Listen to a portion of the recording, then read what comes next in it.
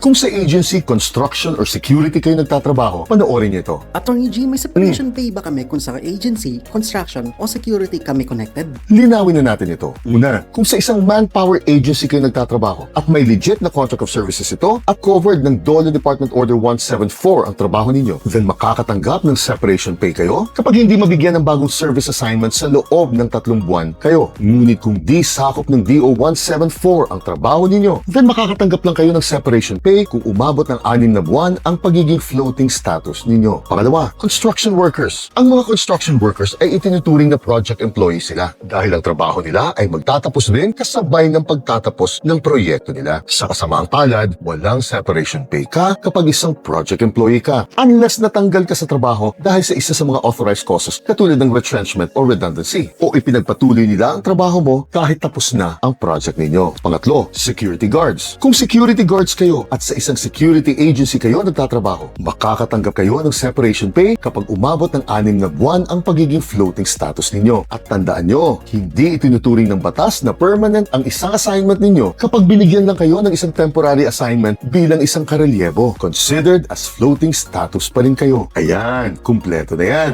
Chile!